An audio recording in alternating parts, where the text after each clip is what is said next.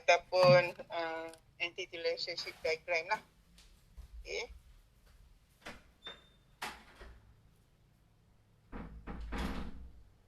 Okay, by the end of this topic, you should be able to, first, you can determine if a particular factor is an entity or a non-entity. Maknanya bila habis topik ni, maksudnya you boleh dapat kenal pasti entity ataupun benda tu bukan entity. Okay, and then you can give example of 5 types of attribute that exist.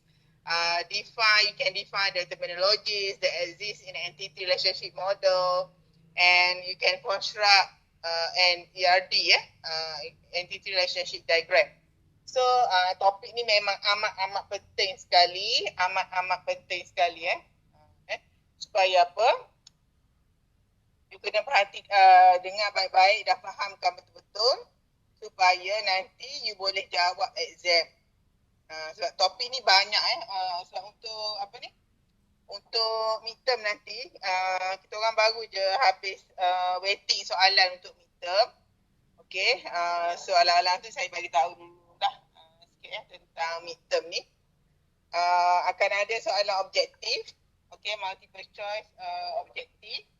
And then akan ada soalan isi tempat kosong. Okay, soalan isi tempat kosong tu you have to, saya dah bagilah jawapan, bukan jawapan lah, pilihan jawapan, cuma you perlu isi di ruangan yang disediakan. And then akan ada soalan berkenaan dengan topik ni lah, yang you kena macam soalan tu saya bagi dalam bentuk ERD, and then you have to convert to adalah dalam bentuk yang lain lah.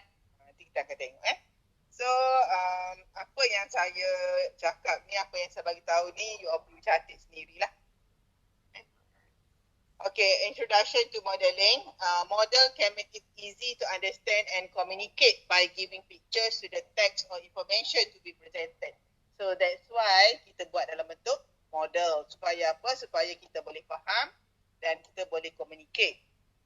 Okay, because of this, the entity relationship model is used by database designer and end users to analyze data. Okay, kenapa? Kenapa? Sebab ER model contain symbol which represent data structure. Kalau sebut ER model ni, dia mengandungi simbol yang apa ni?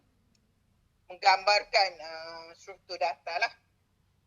So it is able to explain type of data, okay, characteristic of data, and relationship between data.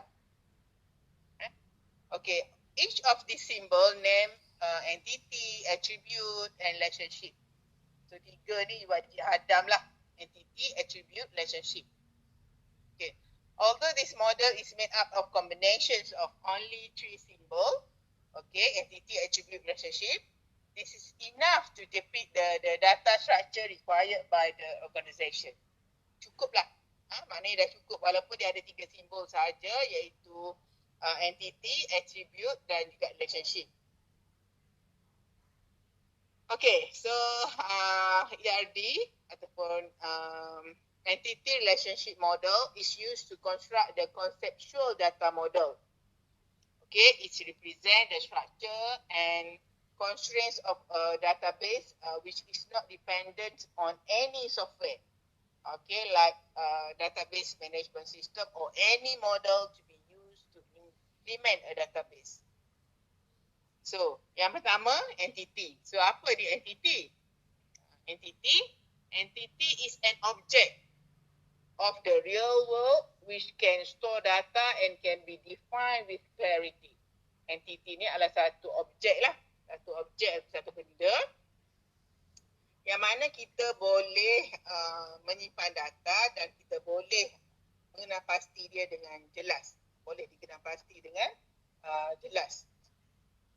Object may consist of something that exists physically. Okay, objek tu maybe something yang wujud lah. Sama ada individual, place, article, or something that exists conceptually, such as an event or concept in a user environment where data is to be stored. So kalau nak tahu ciri-ciri objek ialah benda yang wujud secara fizikalnya, sama ada individu, maknanya person lah kita, orang, tempat, artikel ataupun benda lah. So itu adalah ciri-ciri entity. Okay, as such when you come across an object, ask yourself. Maknanya bila kita satu objek tu, kita tanya diri kita sendiri, do you wish to store data related to that particular object? It is capable of storing data. Adakah maksudnya benda tu kita boleh menyimpan data? Or is it related to or important in the application to be construct? Ciri-ciri dia. Contoh example, entity kalau individu tu macam customer, worker, supplier, company or apa-apa sajalah. Nama venue ataupun place, district, state, country, itu boleh dijadikan sebagai entity juga. Kalau objek pun sama, stationery, furniture and so on lah. Kalau event, purchase order, booking, sale. Kalau konsep, project, account, unit, semua ni adalah boleh dijadikan sebagai entity. Entity ni maksudnya bila kita create table nanti, bila kita create database, okay, entity ini adalah table. In other words, entity is a table. So nanti you confuse pula macam mana ni, kejap entity, kejap table. It's actually benda yang sama saja. So bila kita create database, entity is actually a table. Nanti kita akan seterusnya lah. An environment cannot become an entity under any circumstance because environment is expressed by other entities that exist inside it and not expressed by the environment itself.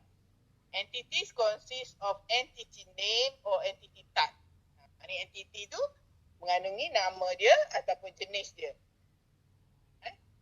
Okay, entities also consist of entity occurrence, example object model as an entities. For example, worker, okay, entity worker ataupun bila you create database, kita anggap worker is a table, consists of Abu, Ramli and Chin which represent the entity occurrence for the worker types of entity. Mungkin maksudnya ini ialah Abu, Ramli, Chin ni adalah attribute. Ingat tak last week saya ada sentuh pasal attribute kan?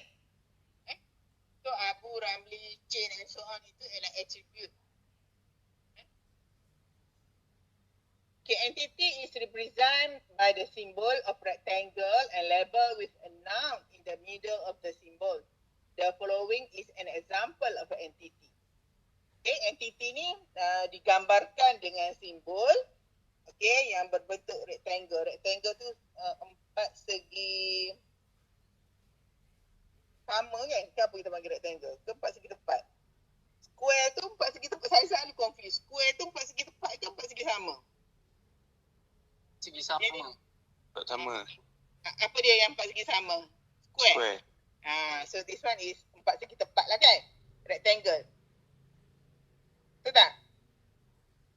Whatever it is, this is the shape lah, the symbol. Okay, so you kena ingat, bila you nak lukis raja dalam yadi, entitinya adalah berbentuk macam ni. Macam gambar lah saya tunjuk ni, rectangle. So, for example, this is entity for student. Okay, so nanti dalam student ni akan ada attribute. Okay, name, maybe a name, metric number, cost, hostel and so on. Okay, the second one is attribute. Kan, entity, attribute. 3 benda tu dalam RD ni walaupun ada 3 benda. Okay, yang first tadi entity, the second one is attribute. Okay, attribute.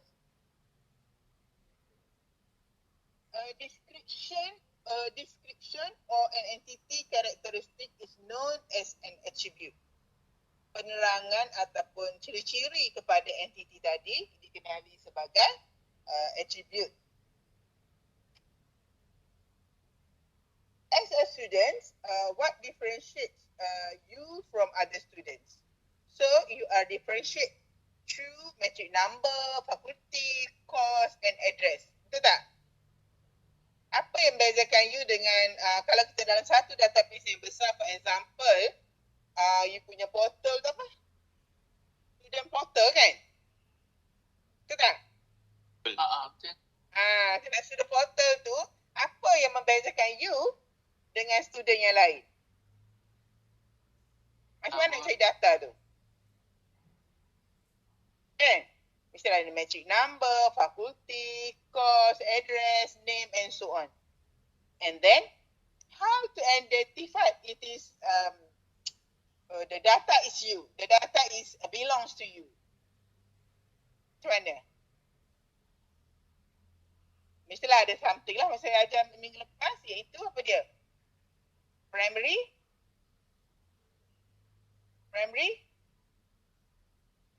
apa? Primary key primary key. Macam contoh nama Ali, maybe dalam satu Uniza tu data portal student tu mungkin ada 20 orang nama Ali. Betul tak? Kalau dalam kos pun sama juga, dalam kos apa? Ada berapa puluh kos kat Uniza. Okay? So, kita mesti ada primary key. Nanti kita akan tengok. So, saya rasa minggu lepas saya dah settle kot. Tu you tak study lagi. Pasal primary key apa semua tu. Orange key. Dah kan? Dah ke belum? Dah. So, saya nak you all, maksudnya habis kelas, kadang-kadang tak sampai pun 2 jam saya buat kan. Saya tak nak lah macam you all stress sangat 2 jam duduk menghadap PC. Kalau face to face tu kita lain kan. So kalau macam online macam ni, so tak nak ambil masa terlalu lama lah. Kesian juga you all duduk menghadap PC. Lepas ni ada subjek lain lagi, at least ada gap lah. Mungkin saya setakat habiskan satu chapter. Kalau chapter tu panjang mungkin saya tak habiskan lah. Banyak-banyak pun you tak boleh nak ikut juga, betul tak? Sebab lepas ni akan ada lagi paper lain kan. So kita kena macam saya bertimbang rasa jugalah. So kalau saya berada di tempat you pun macam tak boleh nak bernafas lagi kan. Actually kalau pagi macam ni, pagi-pagi terus kelas. Lepas tu kalau saya habiskan dalam masa 2 jam, lepas tu tak sempat nak minum, tak sempat nak apa kan. So biasanya saya tak habiskan lah 2 jam tu. Siam lah kejam lagi. Okay. So these are attributes of you as a student. For a worker, attribute consists of name, worker number, department and address. Okay, for example, ni bentuk rectangle. So this is an attribute. This is an entity. Entity name is student. And then the attribute is course, matric number, name. So, ni cara kita draw lah. Tak kisahlah, ke atas ke, tepi ke, bawah ke, it's up to you. But the shape is like this. Mesti macam ni, tak boleh nampak bulat ke, ataupun any other shape. Mesti macam ni, simbol dia mesti macam ni. Kalau entity, bentuk dia rectangle, and then kalau dia punya attribute ni bentuk dia apa macam ni, oval ke apa? Oval so you kena ingat. Sebab nanti you kena lukis. Macam diberi satu case study, bla bla bla bla, and then you have to come up with ERT. Okay, kita tengok perbezaan antara simple attribute versus composite attributes. Apa beza antara attribute ni? Dia ada 2 pula, dipecahkan pada 2. Satu, kita panggil dia sebagai simple attribute, and the second one is composite attributes. Okay, ciri-ciri simple attribute. Okay, has only one component. Okay, exists independently and cannot be broken up. Kita akan tengoklah contoh nanti macam mana yang kita kata dia tu tak boleh dipecahkan lagi. Cannot be broken up. Independence means that the component does not have to rely on other attributes. For example, okay, a name or gender both cannot be divided into two or more sections. Kan? Itu kita panggil independence. Independence means that the component does not have to rely on other attributes. For example, a name or gender. Both name and or gender cannot be divided into two more sections. And apa pula composite attribute? Composite attributes comprise of many components, each one existing independently. Okay, so for example, an address. Address with sub-attributes such as house number, road name, postcode, district, state, and country, and so on lah. Kan? Ini kita panggil composite. Composite ni dia boleh dipecahkan lagi. Itu dia ada sub-attribute.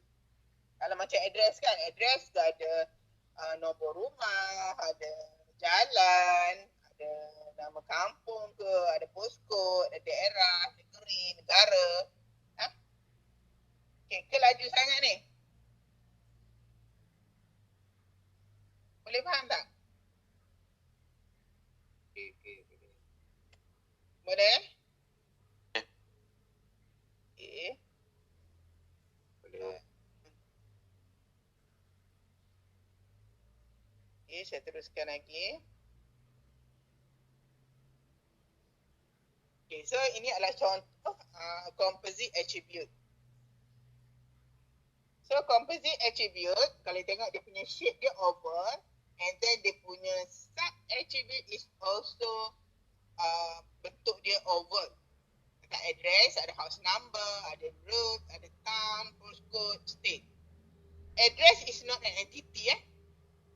Cuma you have to remember that composite entity ni maksudnya dia ada pecahan lah. In other words, mudah faham. So dia punya shape dia sama lah. Bukan kata dia punya sub tu shape dia jadi lain. Tak. Shape dia tetap sama. Kalau you all tak faham, you boleh tanya terus. Sebab nanti tak tahu kat mana you tak faham pun semua susah pula. So you boleh tanya terus kalau ada yang you rasa confused ke, tak faham ke, masa saya bagi lecture ni. Boleh? Senyap je ni? Boleh. Kan? Saya pun tak sempat lagi nak breakfast ni. Okay, so kita tengok pula.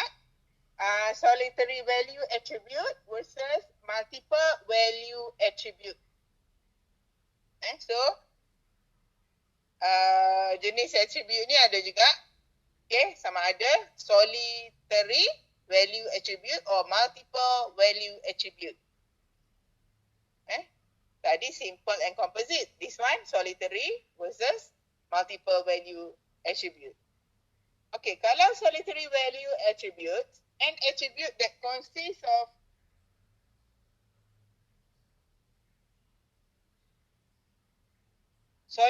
solitary value attribute, an attribute that consists of only a single value. Metric number and identity card number are example of solitary attribute. Kan? A single attribute is not necessarily a simple attribute. For example,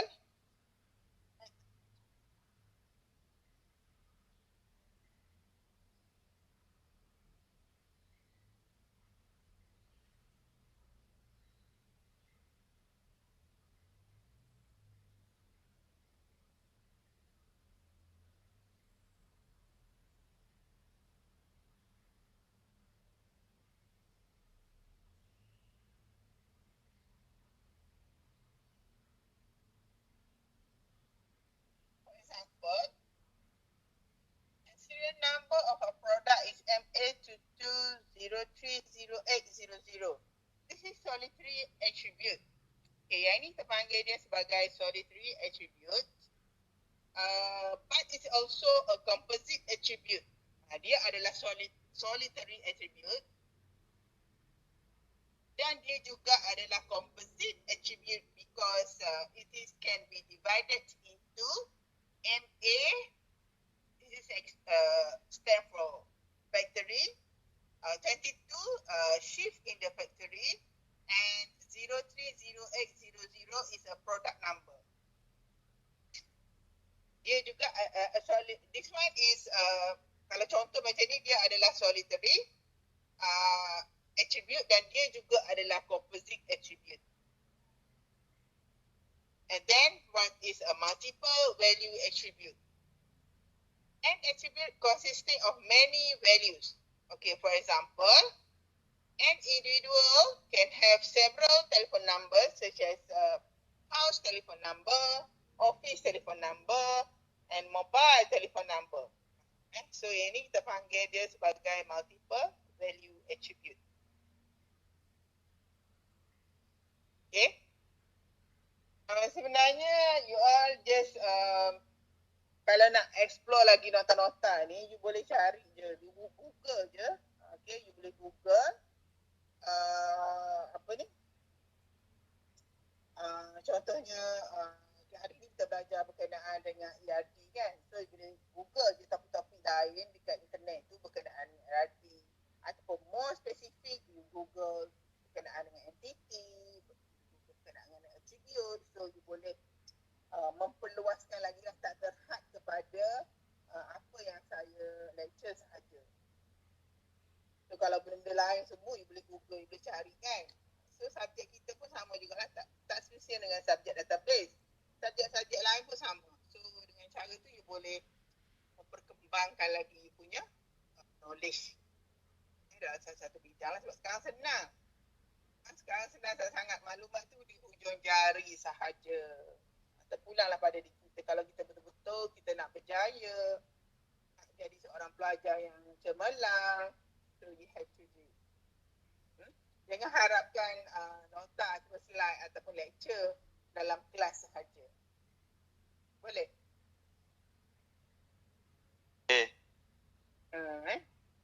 Okay.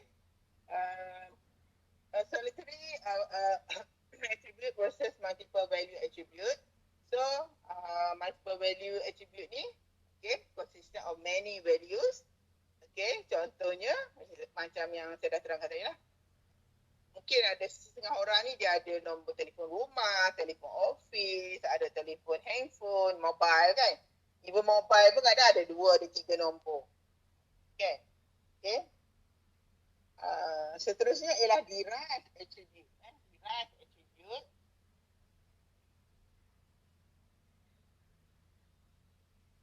Okay, a derived attribute is an attribute where its value is derived from the value of related attribute or set of other attributes. Okay, nanti kita contoh lah. An example is the age attribute which is derived from the date of birth. Itu maksud dia.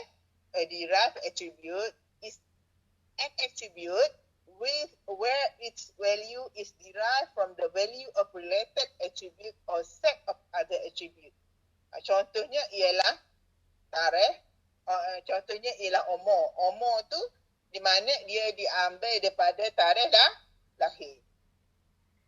Contohnya you all lahir tahun bila? 2000 berapa?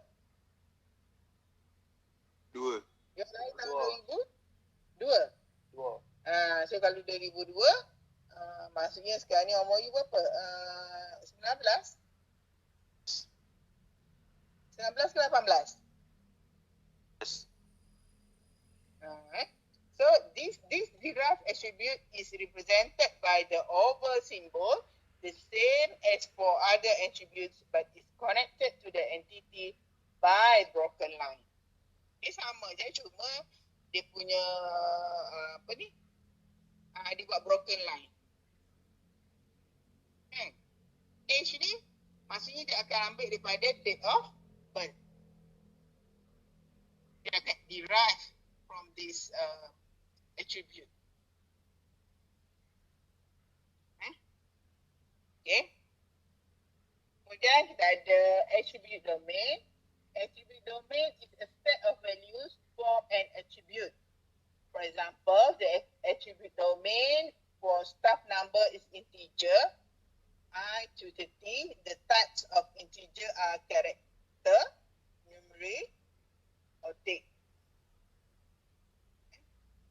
So integer, bukan I, 1 to 30.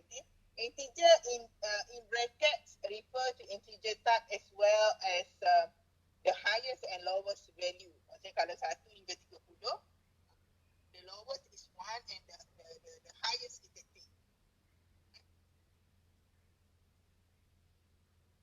And then satu lagi, null value. Null, kita baca dia null. Null value. Null value, attribute value which does not exist, unknown at certain time or not related. In this kind of situations, the value of the attribute is empty.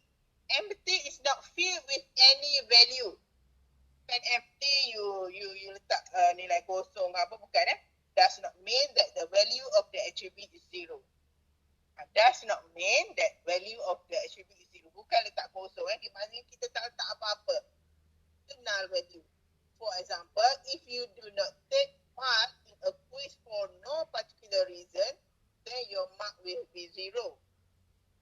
But if you do not take part in the quiz due to illness, your quiz value is empty, null value until such time as you can take the quiz stated.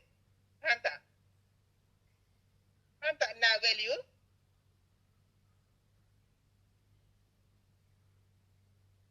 Any question?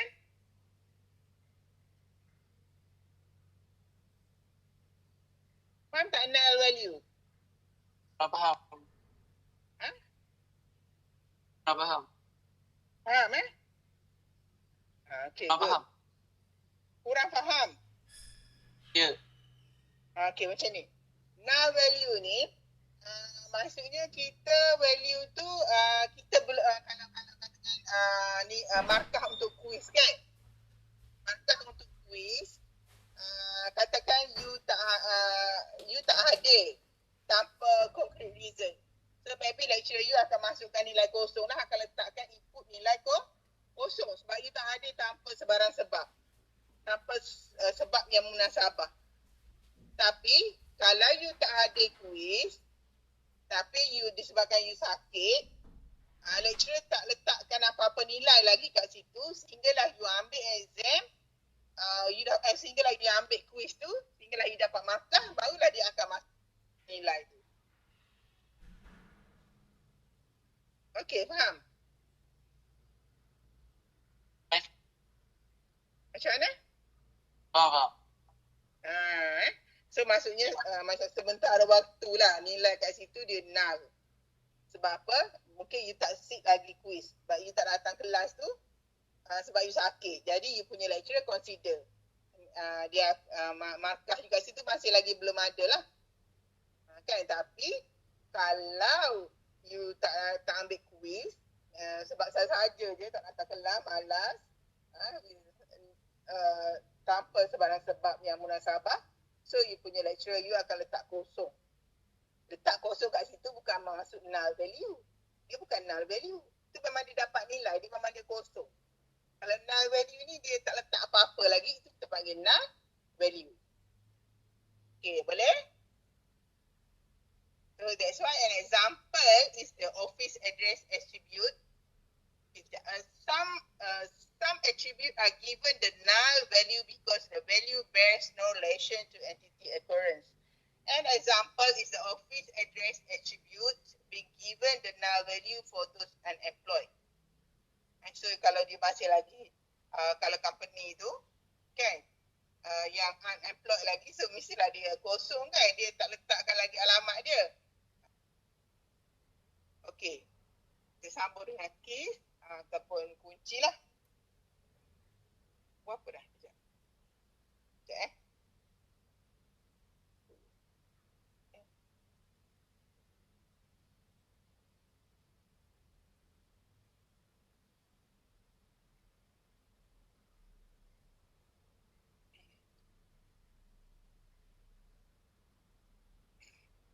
Okay, keys ataupun kunci kunci.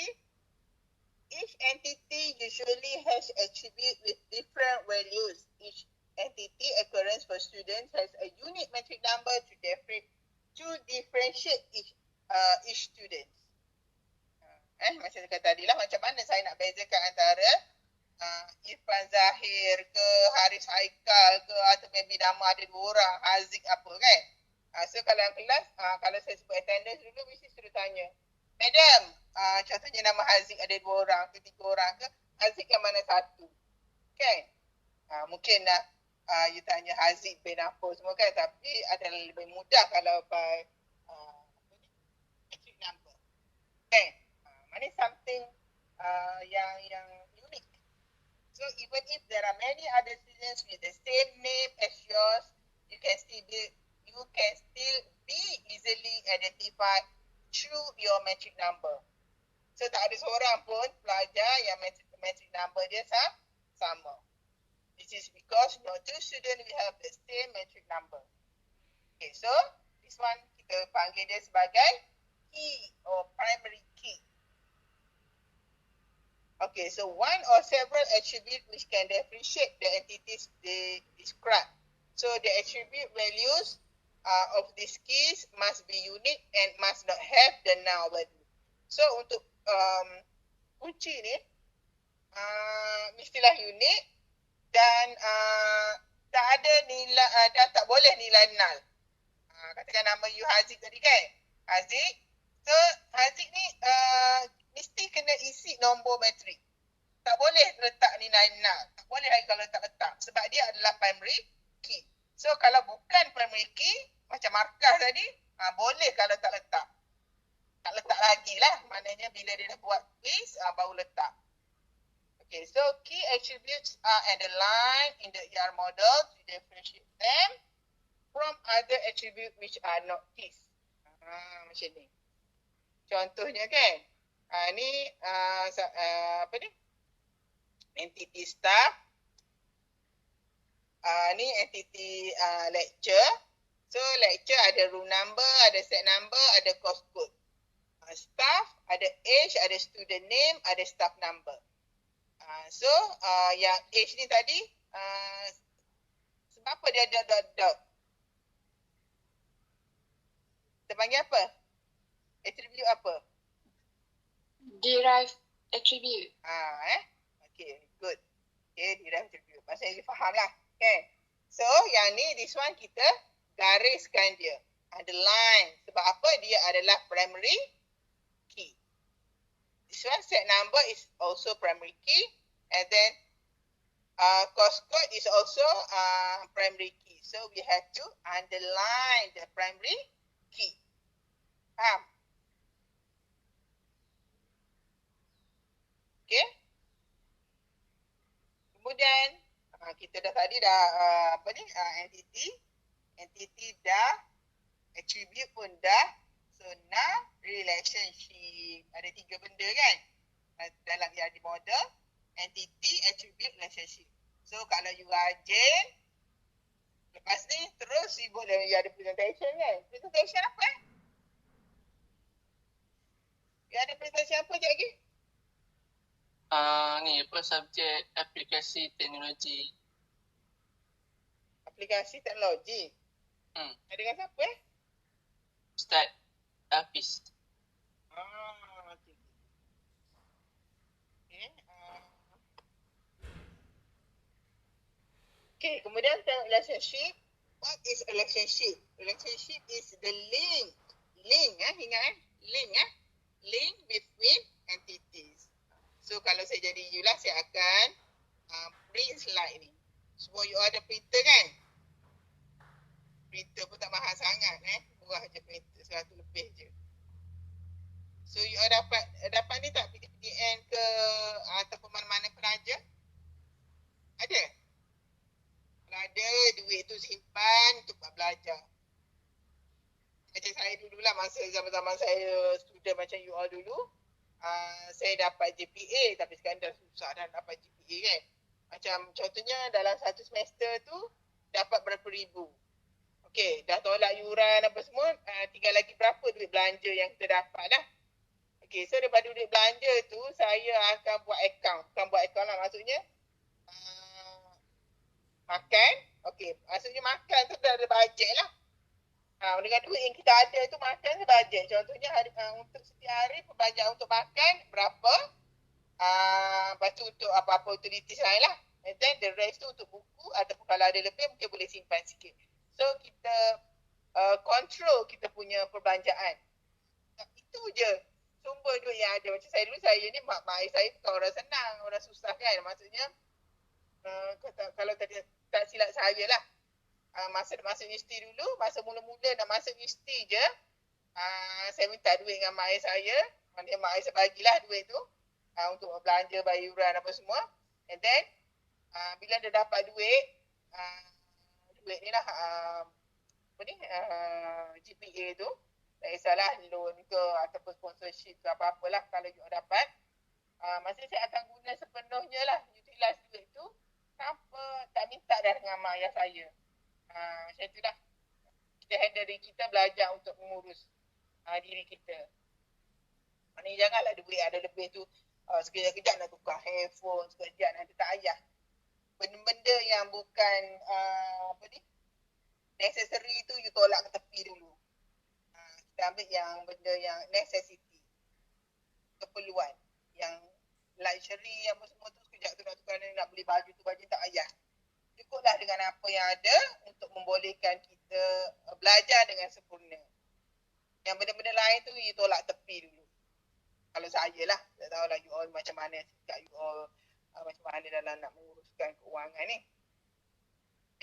So macam duit-duit yang ada lebih tu kita boleh beli printer, tak printer pun tak mahal mana, 100 lebih pun dah boleh dah. Cukuplah untuk personal punya ni kan. You print and then you study. Jangan pula you study pun dalam soft copy. Susah lah you nak conteng ke apa kan. Okay, boleh? So pandai-pandailah kita urus keuangan kita. So jangan kita ni membebankan lah kedua bapa kita. Kalau mak ayah kita tu orang senang lain sikit lah, tapi tak semua. Saya rasa pelajar-pelajar saya ni daripada orang-orang yang berada lah. So pandai-pandai lah you bawa diri dan menguruskan you punya sumber keuangan yang ada. Prioriti kita mestilah belajar ataupun yang melibatkan dengan you punya pelajaran lah. So, relationship is the link between entities. Relationship symbol is represented by a diamond shape. You tak boleh nampak bulat ke, square ke, tak boleh.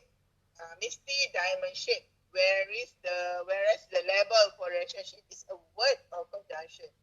Di mana dia, relationship tu, dia dihubungkan dengan shape dan dia punya dilabelkan dia dengan word, verb ataupun conjunction. And it is linked the two entities by a line. For example, lecture, teach, course. Pensyarah, mengajar, kursus. So this one is entity. Dalam entity ni akan ada attribute. Maybe lecturer have their worker number, ada dia punya worker name, dia punya fakulti and so on lah. Okay.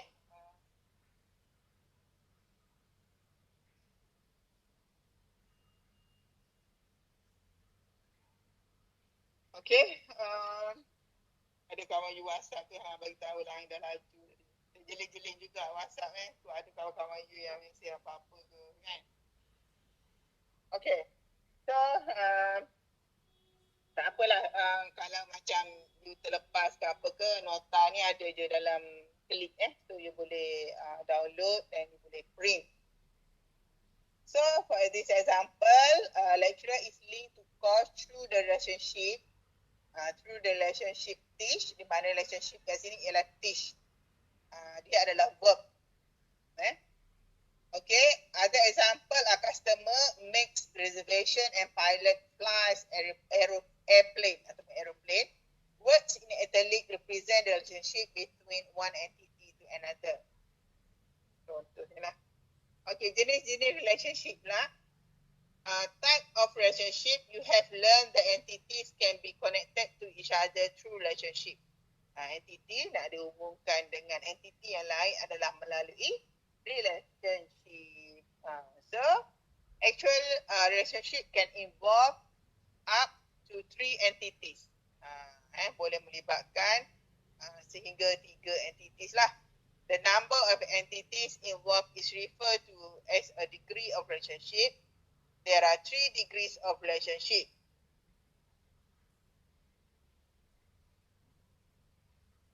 Okey, sekejap saya tengok ada banyak mana lagi. Kalau banyak lagi saya berhenti kat sini je. Ada banyak-banyak you opening je.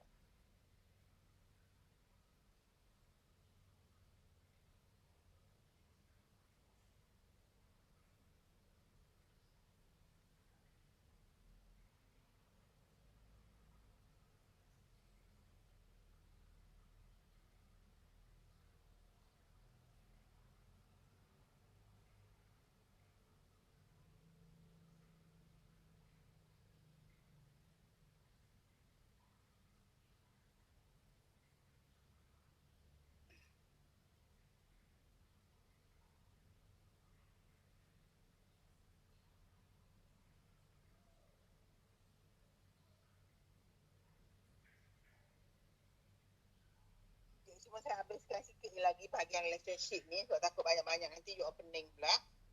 Okay, jenis-jenis relationship.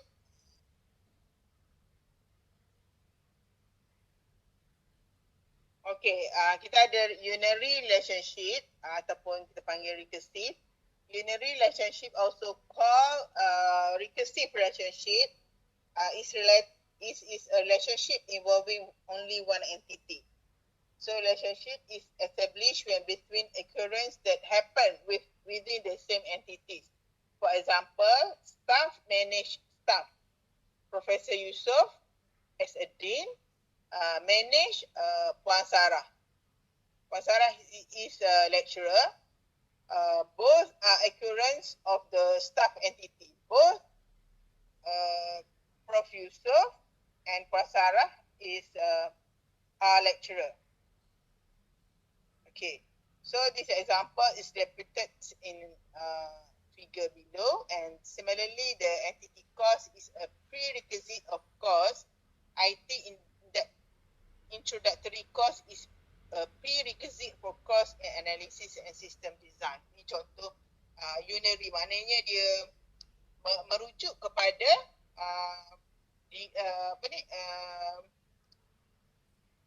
kepada entiti dia, entiti yang sama. For example, tadilah staff, manage, staff. Faham tak? Unary relationship.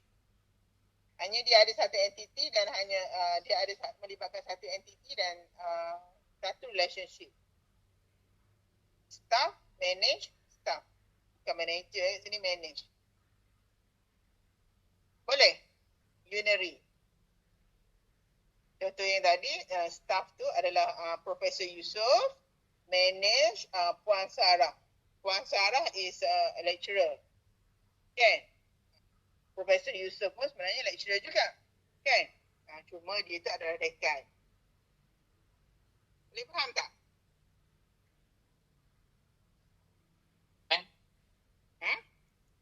Faham eh? Okay, so untuk hari ni kita anda sikit lah. Saya lupa saya habiskan dekat unary relationship. Sebab banyak lagi nanti penting pula you dengan attribute-nya, dengan entity, dengan key, semua sejak. Banyak tu ada pula sub-sub dia kan, jenis-jenis dia pula. So saya nak, sebab topik ni adalah topik yang paling penting untuk you buat projek akhir nanti. Saya ingat ini adalah topik yang paling penting untuk projek akhir nanti. Bila you SEM akhir nanti nak buat projek, so ERD ini adalah sangat penting. Okey, boleh? So saya rasa ini sahaja lecture untuk hari ini. Nanti saya akan sambung lagi pada minggu hadapan. okay, dengan relationship yang lain, iaitu binary relationship. Relationship pun ada banyak jenis kan. Nanti you pening pula. So saya nak you study dulu apa yang saya dah lecture pada hari ini. Okay, sebelum saya habiskan ni, saya bagi ruang sikit untuk you present sekejap lagi. Okay, untuk you present kelas, next class. Ada apa-apa nak tanya lagi tak? Akhir tu kan? Ya? Yeah? Projek akhir tu kan? Projek akhir? Projek akhir tu masa you OSM akhir. Oh. Yang itu yang penting. So that's why yang ni you dah kena kukuh. Asas ni dah kena kukuh. Nanti mungkin lepas ni lah mungkin lagi mungkin sebab you ada presentation, so you tak sempat nak Google ke apa kan, nak cari maklumat lain. Tapi petang-petang karang lepas kelas ke, lepas solat maghrib isyak karang ke, so you cuba balik apa yang puan-puan saya cakap tadi, yang dah lecture tadi berkenaan dengan topik ERD. Mungkin you boleh Google entity, boleh Google relationship, boleh Google attribute, and then macam mana nak buat the whole bila nak create database tu, macam mana you nak buat entity antara hubungan antara entity macam tu So jangan habis ke kelas ni saja, tapi you sendiri kena ada effort lah. Yang saya ajar ni yang kelas ni banyaknya basic je. The rest tu you have to usaha lah. Boleh? Okay? Ada siapa-siapa lagi tak nak tanya? Madam nak tanya sikit. Kalau kan I take B kan, hari ni kelas ganti. Kehadiran dekat kelip ada kena tanda? Oh, saya tak buat dekat kelip. Nanti saya buat dekat, saya share link, saya buat dekat apa tu? Google Form. Dekat Google Form. Saya tak pasti hari tu Puan Dalila dah buat ke belum kelas ni. Saya rasa boleh ke? Cuba you try masuk dulu boleh? Nanti maklum saya kalau tak boleh. Saya rasa dia tolong buat dah untuk bahagikan kumpulan kan, kumpulan. Nanti kalau you all tolong masuk kat situ boleh tak? You try masuk je lagi. Kalau tak boleh, you bagi tahu saya akan buat dekat Google Doc. Okey, boleh? baik. Boleh. You try bagi tahu. Nanti maklum saya dekat grup boleh ke tak boleh? Tapi saya rasa dia dah buat lah. Puan Dalila dah bahagikan grup baru ni. Grup ada dah. Ada dah. Okey, masuk kat situ je lah, senang. Okay, semua you masuk kat situ, tapi make sure sebelum pukul 10. Sebelum pukul 10 Okay, terima kasih. Okay, Assalamualaikum.